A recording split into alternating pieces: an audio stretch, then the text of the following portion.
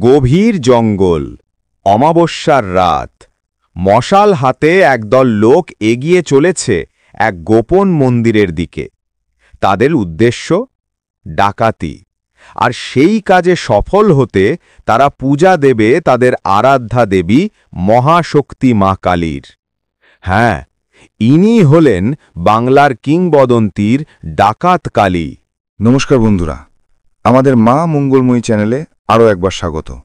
আজকের পর্বে আমরা ডুব দেব বাংলার ইতিহাসের এক অন্ধকার, রোমাঞ্চকর এবং রহস্যময় অধ্যায়ে।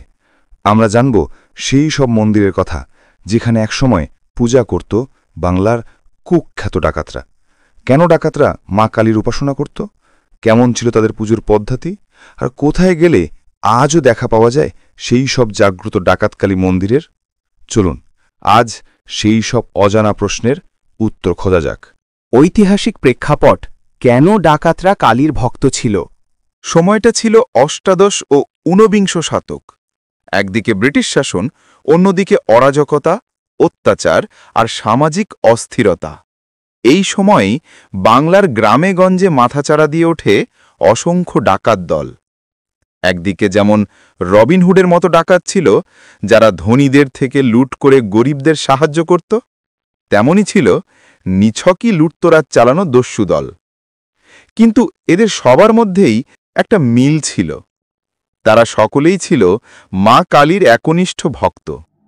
কালী, যিনি একদিকে যেমন ধ্বংসের দেবী, তেমনি শক্তির চূড়ান্ত উৎস। ডাকাতরা তাদের বিপদসংকুল জীবনে সাহস, শক্তি এবং সুরক্ষার জন্য মা কালীর এই উগ্রচণ্ডা রূপকেই আঁকড়ে ধরেছিল। তাদের বিশ্বাস ছিল মাই তাদের সকল বিপদ থেকে রক্ষা করবেন। ডাকাতদের কালী পূজা সাধারণ পূজার মতো ছিল না। এই পূজা হতো মূলত তামসিক বা তান্ত্রিক মতে। গভীর জঙ্গলে বা নদীর ধারে অবস্থিত গোপন মন্দিরে মধ্যরাতে এই পূজা করা হতো। পূজার প্রধান উপকরণ ছিল জবা ফুল, কারণবাড়ি অর্থাৎ মদ, এবং অবশ্যই বলি। ছাগল বা মহিষ বলি তো হতোই, তবে কিছু কিছু মন্দিরের সঙ্গে জড়িয়ে আছে নরবলির মতো ভয়ঙ্কর কিংবদন্তিও। যদিও এর ঐতিহাসিক প্রমাণ সীমিত, তবে লোকমুখে এইসব কাহিনী আজও ফেরে। ডাকাতি করতে যাওয়ার আগে মায়ের চরণে অস্ত্র রেখে পূজা করা হতো। মায়ের আশীর্বাদ পেলেই তারা বের হতো তাদের অভিযানে। আজ সেই ডাকাতরা আর নেই, কিন্তু তাদের প্রতিষ্ঠিত মন্দিরগুলো আজও স্বমহিমায় উজ্জ্বল। চলুন বাংলার সবচেয়ে বিখ্যাত কয়েকটি ডাকাতকালী মন্দিরের সঙ্গে পরিচিত হওয়া যাক। ১. সিঙ্গুরের ডাকাতকালী, হুগলি। আমাদের তালিকায় প্রথমেই রয়েছে সম্ভবত বাংলার সবচেয়ে বিখ্যাত ডাকাতকালী মন্দির। এটি হুগলি জেলার সিঙ্গুরে অবস্থিত। কিংবদন্তি বলে এই মন্দির প্রতিষ্ঠা করেছিল কুখ্যাত রঘু ডাকাত। কথিত আছে ডাকাতির আগে রঘু ডাকাত মায়ের গলায় জবা ফুলের মালা পরিয়ে দিত। সেই মালা যদি ডান দিকে সরে যেত, তবেই সে বুঝত মা অভিযানে সম্মতি দিয়েছেন। আজও এই মন্দির অত্যন্ত জাগ্রত এবং হাজার হাজার ভক্তের আনাগোনা লেগেই থাকে। ২. চিত্তেশ্বরী মন্দির, কলকাতা। শুনলে অবাক হবেন, আজকের ব্যস্ত শহর কলকাতার বুকেও রয়েছে এক বিখ্যাত ডাকাত কালী মন্দির। উত্তর কলকাতার কাশীপুরে অবস্থিত এই চিত্তেশ্বরী মন্দির। এর সঙ্গে জড়িয়ে আছে চিতে ডাকাতের নাম। মনে করা হয় এই চিতে ডাকাতের নাম থেকেই অঞ্চলের নাম হয়েছে চিতপুর। এটি কলকাতার অন্যতম প্রাচীন মন্দির। এক সময়কার ভয়ঙ্কর এই উপাসনাস্থল আজ শহরের এক গুরুত্বপূর্ণ তীর্থক্ষেত্র। কৈখালী ডাকাত কালী মন্দির, কলকাতা। কলকাতা বিমানবন্দরের কাছে অবস্থিত কৈখালীর এই মন্দিরটিও ডাকাতদের দ্বারা পূজিত হতো বলে জানা যায়।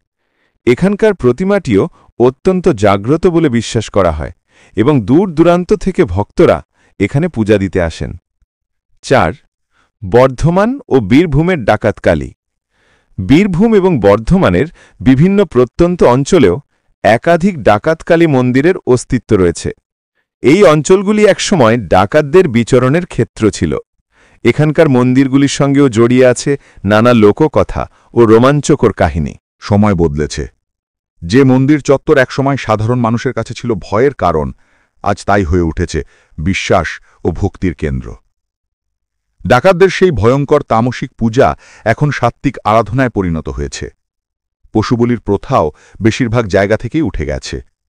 ভয় নয়, ভক্তরা এখন আসেন ভক্তি আর বিশ্বাস নিয়ে, মায়ের কাছে মনস্কামনা জানাতে।